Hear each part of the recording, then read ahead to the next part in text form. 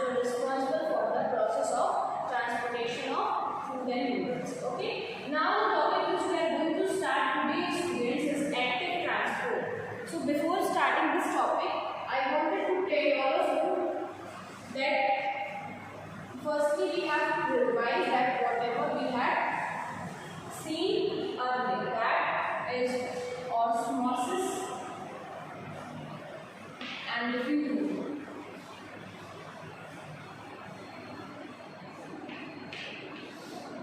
So student, osmosis and diffusion is not a part of active transport. I am just revising all of that, what was osmosis and what was diffusion. In osmosis and diffusion we were seeing that movement of particles or molecules were taking place from the region of their higher concentration to lower concentration. See, here the molecules are less and here the molecules are large in number, but the movement of molecules taking place from the region of higher concentration to lower concentration. In diffusion also we were seeing the same thing. In diffusion also the movement of particle taking place from the region of their higher concentration to lower concentration. Okay, but in osmosis there was a semi-permeable membrane. Okay, semi-permeable membrane means here we are talking about the cell. So semi-permeable membrane is a kind of barrier which is present in between the molecules when they are passing from the region of higher concentration to lower concentration. So in both the thing, in osmosis and diffusion, the particles or the molecules were moving from their region of higher concentration to lower concentration. For example, if we see the roots of plant, okay students, and we put some water. Now the water is large in sand.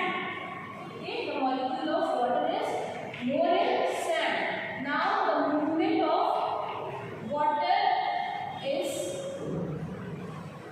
going from sand to root because they are performing the process of osmosis and diffusion, because they are going from the region of their higher concentration to their region of lower concentration. Okay students, but if we talk about the process of active transport, so here the phenomena is just opposite. Here the work is happening against the concentration gradient. Now what is the meaning of concentration gradient? Concentration gradient means against the concentration gradient means the particles is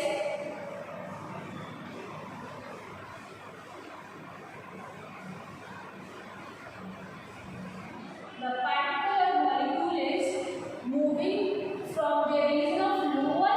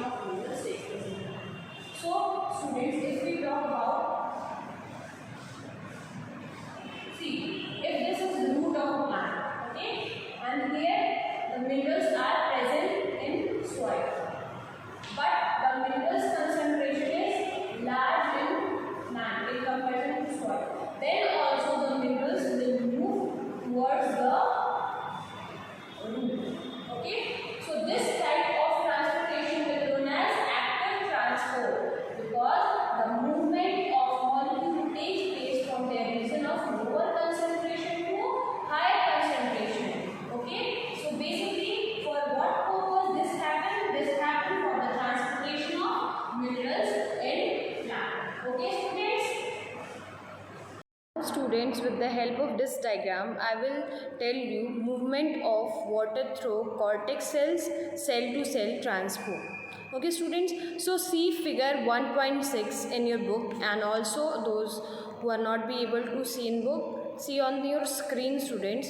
See how the root absorbs the water, and the water is going to the inner side of the plant part, okay, through the cortical region. See, the cortex is the yellow color cell structure, okay, the long yellow color cell structure is the cortical region. So when the root is absorbing the water is going from the cortical region to the xylem and phloem, okay, to xylem vessels. So because phloem conduct food, so here the water is going to xylem, okay.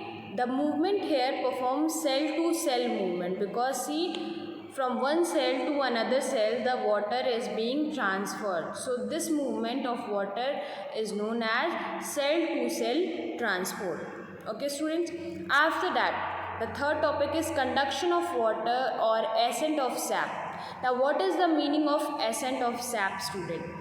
Now the water which root has absorbed, okay, the root has absorbed is called as sap, okay. Now this water is reached from root to xylem vessels, okay. Now this water is reached from root to xylem vessels, and when the water reached to xylem vessels, they perform an ascending direction movement, okay. Now this phenomena is known as ascent of sap.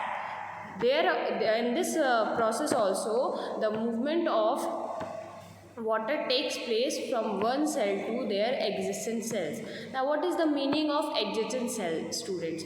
See, if there is a cell in between, okay, and the neighboring cells are the adjacent cells to that cells, okay. Now students, the second topic is, here you can see the activity to demonstrate the conduction of water or ascent of sap through xylem vessels. Here with this diagram you can see, students, there is no root in this diagram, but then also with the help of stem the movement of water takes place from the downward to upward direction. This phenomena show the ascent of sap, because the xylem is performing or allowing the water to move in the ascending order, okay, or the ascending upward direction. Now the next topic is root pressure. What is the root pressure, students? See, plant roots build up pressure that force water upward. The plant root exists a pressure, okay, which allow the water to move upward. Upward means where? In the xylem, okay. It is called root pressure. So when the root apply pressure, the water moves upward in upward direction through xylem, okay. So this is known as root pressure. It provides the initial push to water molecule in xylem. So this is the first push which exists on water to move in xylem. It also holds the water column up. Now what is water column up? Water moves in a column like structure, okay, when it moves from root to xylem, okay. So this is water column up. Now the next thing, students, what we have to study is the transpiration. When we see the next topic after the root pressure is transpiration. Before starting the transpiration, I wanted to tell the fourth line which is mentioned on your screen, that root pressure is actually hydrostatic pressure. Now what is hydrostatic pressure, students? Hydro means water, okay. So the pressure which root exert is basically a hydrostatic pressure. Hydrostatic pressure is generated by the molecules of water that develops due to the accumulation of solute minerals in xylem. And how this pressure is exerted? It is exerted by the accumulation, by the abundance of solutes, minerals in xylem. Solute means what? Solute means minerals which is present in xylem. So when the accumulation of solutes and minerals is more in xylem, they exerts a pressure which generates root pressure, and when the root pressure is generated, the water moves from root to xylem. Okay, now in our next video or in our next class we will start the topic transpiration, students. Till then you have to revise whatever I had taught in you in these three parts of chapter part 1, part 2 and part 3 of this chapter.